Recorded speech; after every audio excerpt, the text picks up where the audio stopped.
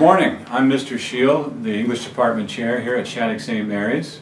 If you were lucky enough to be here last year, you saw different members of the faculty and staff sharing their favorite picks of books that had a big influence on their lives and favorite books from down through the years. Well, consider this part 2. This year, we wanted to talk to you. So, have a listen as we interview some of your fellow students about their favorite books. All right, who wants to start? You don't remember anybody's names in the book, but you remember the general plot. Was I supposed to bring a book? Like the actual book like Mr. Carp did? And... No? Okay. Your job is to just talk about a book that you love. Okay, well, probably one of my favorite books is The Outsiders, and I love the storyline and the setting in the 50s and how it talks about, the greasers and those kids, the underdogs, so. Okay. Who was that? Yeah. Sarah. That was Sarah. I love Sarah. Nice work, Sarah. Thanks for ruining our movie, Sarah. Okay, so can I just... Wait, if I don't like it, can I tell you to cancel it and to not use it? Yes, you can. Okay. Okay. I already don't like typical it. Russian style.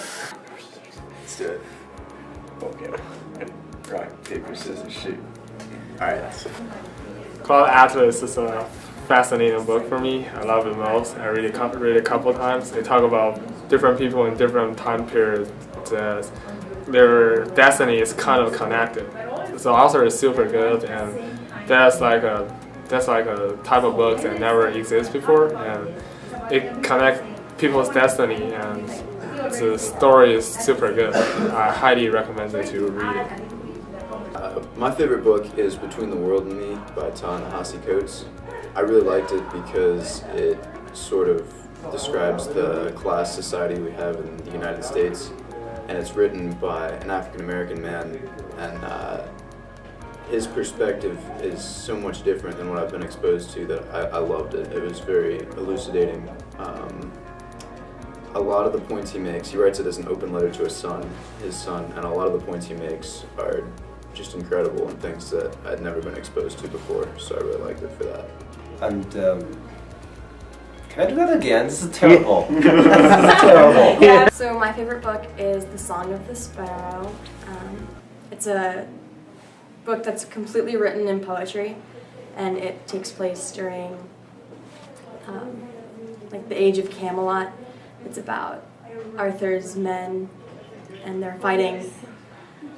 Oh, I don't know who they're fighting. Who are they fighting, Mr. So one of my favorite books is probably The Island of the Blue Dolphins, and it's about, it's based on real historical facts of information that happened in California. So off the coast of California there's this tiny island called the Island of the Blue Dolphins, because that's the title of the book. My favorite book is called Schumann. I read it a couple of years ago when I was playing a sonata for violin that he composed in his last years before he died.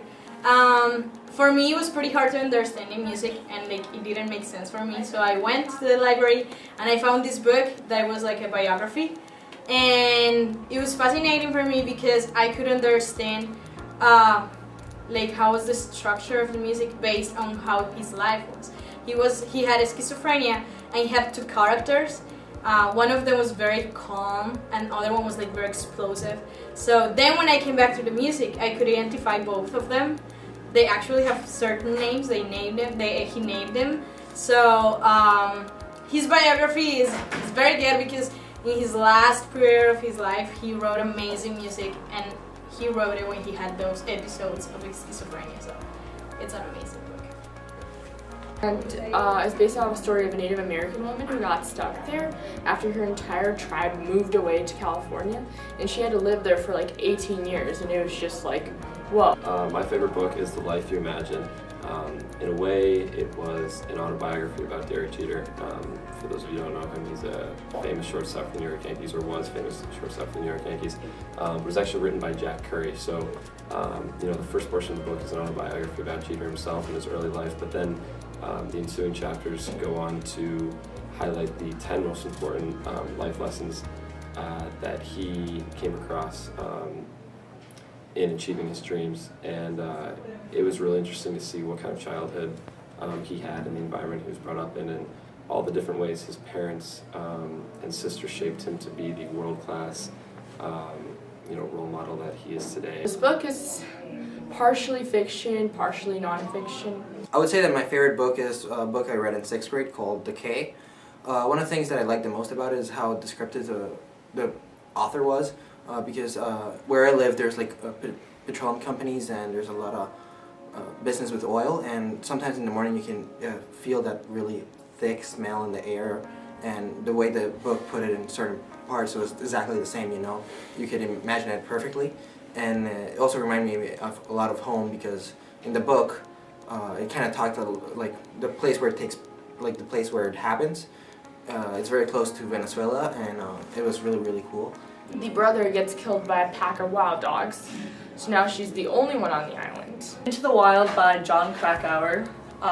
It was a book that was really appealing for me because as a teenager we have all these expectations in life. As we go to college, we're supposed to set ourselves up with the best opportunities, and this character did. He went to an amazing college, went on scholarship, he had great money funds coming in, and he decided to leave it all behind, burn his paper trail, and basically disappear. He completely ignored society's views of what it should be and how he should live his life, and he found out about himself, and I really admired that about him. And the really cool and poetic thing about this is she befriends the dogs that killed her brother. So Flowers for Algernon by Daniel Keyes is my favorite book for now. And if you really want to cry for about 2.5 hours in a row, you really should read it. It's awesome. All right, anyways, before we were so rudely interrupted by Sarah Michaels. Yeah, the greasers and they're the underdogs, and then talks about their struggle, and then the socials, right, are the other ones. And they kind of go at it, and they have cool nicknames, and yeah, so I love that book. So. My favorite book is Ender's Game by Orson Scott Card, and it's a sci-fi book about where they send kids out into space to train to fight an alien invasion. And the main character, Ender, is a small boy who's kind of picked on at a young age, but he has a brilliant mind. And he's sent out into this space program, and each person is split up into a team, and it's a college football type atmosphere where you're bunked with your team. You're basically put onto this team, and each team has a captain. Ender's eventually named captain, and to many people's surprise, he's able to dominate the space program. His team is undefeated. There's a Hunger Games type to it where the program tries to basically make Ender lose, but he takes every task and basically dominates them with his mind and everything, and then eventually is sent off to fight the alien invasion and save the human race. I'm not going to reveal how it ends because I want you guys to read it, but that's basically the book and how awesome it is, and themes of survival and like courage, and yeah, it's kind of like Into the Wild. My favorite book is Persepolis. I read that book last year from Mr. Pack's World Literature class, and because it's a graphic novel, so it's really entertaining to read it. Though it's a graphic novel, it's like a comic book. It's not just for the kids, it's like for adults, because the book introduces a mysterious country, which is mysterious to me, Iran, from a little girl's perspective. And she talks about the Iranian Revolution and even some really serious political crisis. So I really enjoy reading this book. I wanted to talk about one of my favorite books, which is Master and Margarita by Bulgakov. I very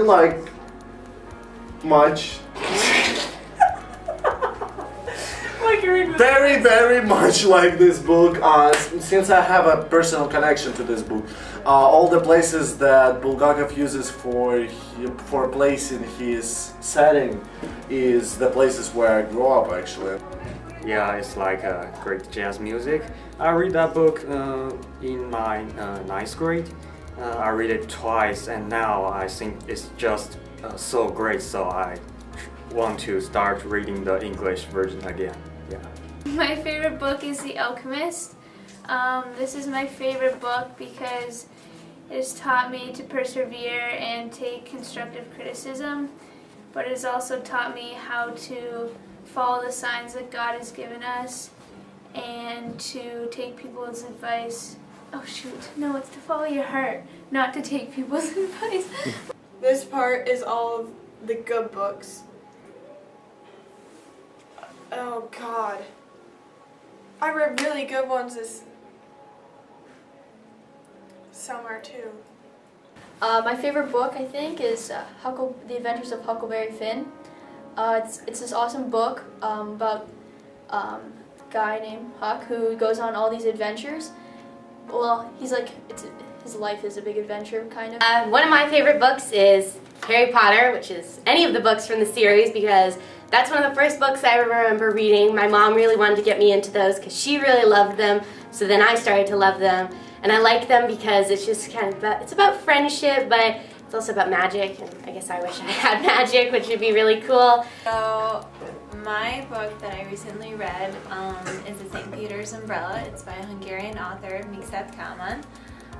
It's a really famous book about a family and a family umbrella that has been passed on through generations, and that every member of the family believes the heritage and the wealth of the family, all of their money is hidden in the cane of the umbrella. At the end of the book, it turns out the wealth wasn't in there. There was only a wisdom in it, and how it brought the whole family together for the end through all these struggles, and how the most important value, what they were fighting for, is the family.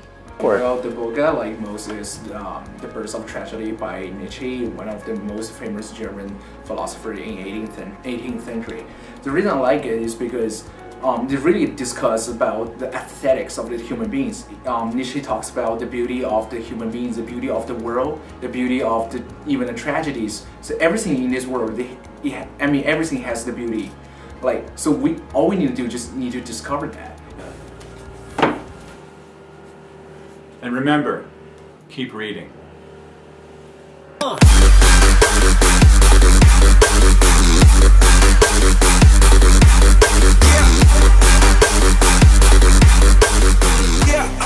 Showing this to everybody during assembly. Yeah. Oh, so it has to be good. Well, not really. It doesn't matter. There's going to be a bunch of people, so if you can't screw this up. Sarah Michaels already ruined this for everyone. Where's? No, it's a joke. I'm really tired.